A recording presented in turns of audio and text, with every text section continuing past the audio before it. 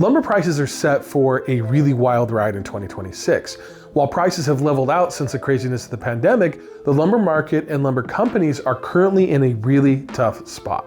An Augusta lumber mill is closing by the end of the year, cutting about 130 jobs. Mills are closing left and right in both the U.S. and in Canada. The plant is quiet now after the shocking news Wednesday when workers showed up to start their shift only to find Roseburg Forest Products had shut down operations. Then you've got tariffs that are really cutting into people's businesses. We hope that the elected officials have more information than we do, and that they are doing what is best for the country. We want to have that confidence. But while that may be the case for the country as a whole, our industry is at risk of being a casualty. Now, some people may say, well, their loss is my gain, right? When lumber isn't selling at the high prices, they're going to have to lower their prices in order to get rid of their inventory. Supply and demand, right? Well, that is true to a certain point, but there is a problem with that assumption. There is a level where prices are so low and their expenses are so high that companies would rather just shut down their businesses altogether than lose all of their money selling at low prices. And we've seen a lot of that already. Costs for things like energy, insurance, maintenance, and labor have all gone up, but the prices that these companies get for selling their lumber hasn't.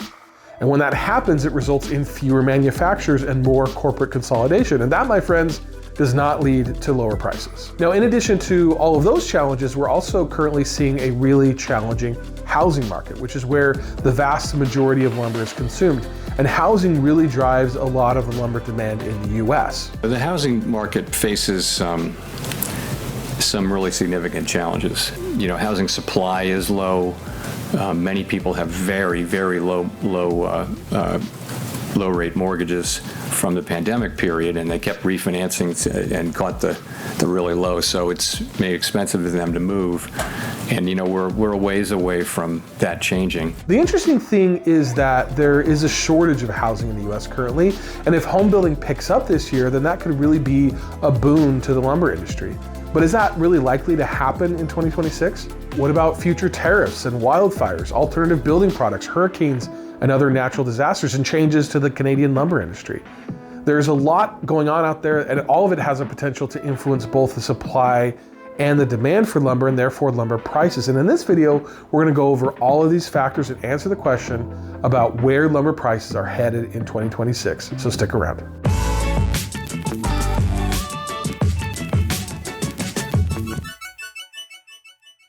So let's start off by looking at a graph of lumber futures and talking about what happened last year. At first glance, it looks pretty volatile, but all of those peaks and valleys can be explained. For example, January through February showed soft housing data, and so the futures stayed pretty low, and then there was an anticipation of tariffs, which drove futures higher in March. In April, lumber sales data wasn't great, as lumber buyers didn't stock up like they normally do, but then there was another rally in anticipation of rate cuts and additional tariffs, and that lasted until early August when it peaked, and then it's been down ever since because of, again, poor home building data. Essentially, traders priced in a future that never came, and if we've learned anything, it's that tariffs alone don't drive prices. So lumber futures are essentially wholesale prices. Not exactly, but essentially. But what about the actual prices that we pay when we buy lumber at the home center or at the lumber yard? Well, I track those prices too, and for the most part, those prices have stayed pretty consistent throughout the entire year without a whole lot of fluctuation. Now, that's not exactly what I predicted last year. I think that lumber prices are going to be higher in 2025 than they were in 2024, due mainly to lumber tariffs. I don't think that home building and remodeling are going to go crazy because I think that rates will stay close to where they are and may even increase. The one area that I do see as a positive, however, is that I think that lumber mills will be buoyed up by the tariffs, which means that we'll see fewer mill closures, which could benefit us in the future if demand does tick up. All of that, though, will be at a cost to the American consumer who's going to pay higher prices for lumber. So I was right about some things, but wrong about other things. While prices were slightly higher in 2025 from 2024, rates actually went down, and home building and DIYing stayed flat. Also, the tariffs haven't really buoyed up the domestic lumber industry as I thought they would. They also didn't lead to higher prices like I thought they would. I think that the lesson again is that market forces are what's most important on the macro side, meaning that the demand comes from home building, and that's really what drives things. And the tariffs were almost irrelevant in terms of supply and prices. But I'll tell you where tariffs were not irrelevant, and that was their impact on the Canadian lumber industry. Some lumber mills in the US have closed, but the Canadian lumber industry is currently going through a bloodbath. There is shock and sadness. The town's lumber mill is closing for good. Tariffs on Canadian lumber are currently sitting at up to 35%, and Canadian lumber mills simply cannot compete in the American market with American producers at those rates. In fact, right now, in order to survive, a lot of Canadian mills are doing the unthinkable. They're retooling their entire mills to go metric. I know you haven't liked some of my past suggestions, like switching to the metric system.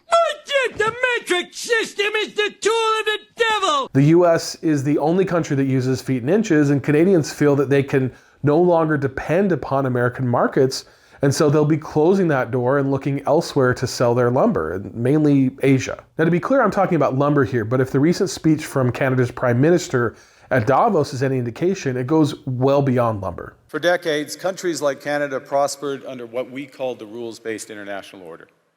We joined its institutions, we praised its principles, we benefited from its predictability. This bargain no longer works. Let me be direct. We are in the midst of a rupture, not a transition. So we're engaging broadly, strategically, with open eyes. We actively take on the world as it is, not wait around for a world we wish to be. The middle powers must act together, because if we're not at the table, we're on the menu. So what does this mean for lumber prices? Well, in the short term, while demand is low, it all means very little. We have plenty enough domestic lumber to fill the current need, and so I don't think that this will have a huge impact this year. That is, unless there's a huge housing boom. But you tell me, do you think that's likely to happen? Do you see home building picking up anytime soon? There are certainly some parts of the country where there is a lot of building going on, but in most areas, it's actually pretty flat. We know that there's a need for housing. We know that builders are not building enough, and even the Fed chair recently addressed it. We haven't built enough housing in the country for a long time, and so a lot of estimates suggest that we just need more housing of different kinds. So housing is going to be a problem, and really the tools to address it are we can raise and lower interest rates, but we don't really have the tools to address a secular housing shortage, a structural housing shortage. But this housing shortage is not new. We've been talking about it for years. In fact, there's some really interesting data that can tell us exactly where it came from, and we'll get into it. But before we get into that, I want to talk about this video's sponsor, Tecovas. So let me tell you about Tecovas. I love my Tecovas boots, and I wear them all the time. They're really just very, very comfortable, even right out of the box. And you can just tell that they're made from, premium quality leather. These things are going to last forever. I love my boots so much that I also got my wife a pair too, and she loves them as well. Now, I personally really like the square-toed boot, but they have just about every style that you can think of on their website. And better yet, if you live near a Tecovas store, you can go and check them all out in person, and I really suggest that you do that. Their staff is super friendly. You can see everything that they have to offer. And I've got to admit that I really love the smell of leather, and that's what this place smells like. Tecovas has been a fantastic partner for the channel. And again, I really, really love their boots. And so if you're in the market for a new pair of high quality Western boots, check out Tecovas. You'll be glad that you did. You can click on the link in my description or scan the QR code on the screen to get your new favorite pair of boots today. Now back to the video. All right, so as I mentioned, there is a real lack of housing in this country right now, and there are a couple of graphs that tell the story really well. First, we've got this graph of housing starts from the Federal Reserve. This is a measure of the number of new residential construction projects that were started during that time. And what's really interesting about this graph is the huge peak in 2006, and then the huge crash that bottomed out in 2009. You can clearly see here that we never really recovered. We simply have not been building enough homes ever since then, especially when you consider the growth in population during that same time. So how many homes do we need to build? Well, there are various estimates, but currently the shortage is estimated to be around 2 to 5 million homes. And it's expected that over the next 10 years, we're going to need to build around 14 to 19 million homes due to new households and demographic changes, as well as tear downs and homes lost to natural disasters. That means that in order for the shortage to get better over a 10-year period, we're going to need to build anywhere from 1.4 to 1.9 million new homes each year. Now, not all the data is in yet for 2025, but it looks like we built around 1.2 million new homes last year. At that rate, this housing shortage is not going to get any better. It's only going to get worse, especially if the estimates are closer to that high range. Now, that all means that the lumber market will probably continue to be stagnant. But does that mean that lumber prices will stay steady? Most likely, but we also have to consider those mill closures. Prices are a function of both demand and supply, and will only stay steady if both supply and demand also stay steady. But if demand remains steady and supply decreases, then we could see prices shoot up. We'll talk about supply factors in just a moment, but I want to make one more point about demand factors before I move on, and that is on home remodeling. Now, home remodeling is a smaller portion of the lumber market than new home builds, but it isn't insignificant. And the lack of home building has led to something really interesting, and that is that the average age of a home in the US is going up. Currently sits at around 40 years, and in some regions, the median home age is actually much, much older. The older these homes get, the more maintenance and remodeling that they're going to need, and there appears to actually be a lot of pent-up demand for some of that work. Now, remodeling is impacted quite a bit by mortgage prices, as a lot of people will use home equity loans to finance remodeling. So even if the housing market doesn't pick up, but if rates come down, we could see a lot of people opting to stay put and do some remodeling in place, which could impact the demand for lumber. Again, the big question is whether that's going to happen this year or at some point in the future. But one thing is for certain, and that is that homes today are getting older. Okay, so that's demand. Demand is really kind of a powder cake. It's just looking for that one thing to light it, but it hasn't happened yet. Maybe it's going to be lower prices, maybe lower rates, although the Fed chair doesn't seem to think so. I don't know that, a 25 basis point decline in the federal funds rate is going to make much of a difference for people.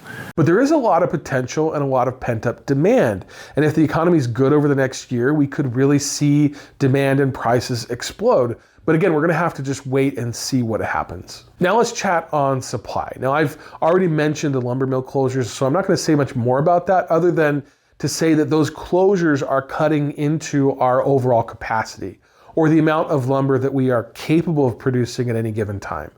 If demand were to pop off, then we simply wouldn't have the supply that we need to meet it.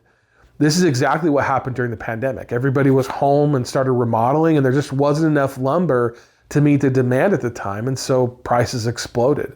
That could happen again if supply stays low and if our capacity is reduced significantly through mill closures and curtailments. Another thing that reduces our capacity is access to foreign markets.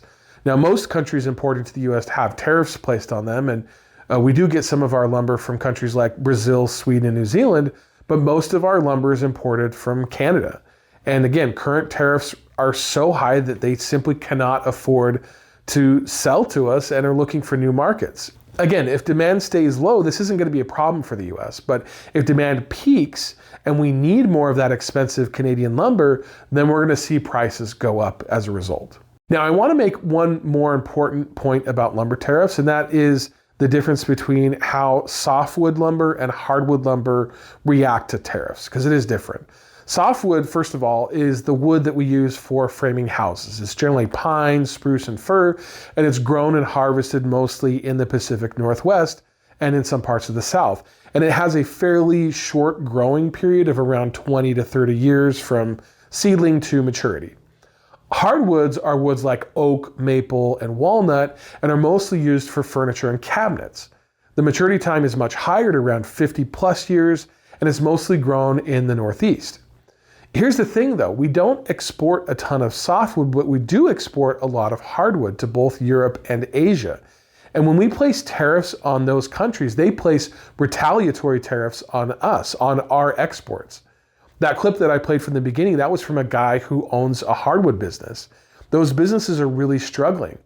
And again, if you're a woodworker, you may think, well, hey, if they can't sell it overseas, then they'll have to sell it domestically for cheaper, right? Well, again, that's not really how it works, because what we're going to see is we're going to see more and more of those producers go out of business as their markets dry up, and the capacity and the potential supply go down. That has a potential to make things more expensive, not cheaper. Another thing to consider on the supply front is western wildfires. And for that, I want to show you this map of western snowpack at this moment.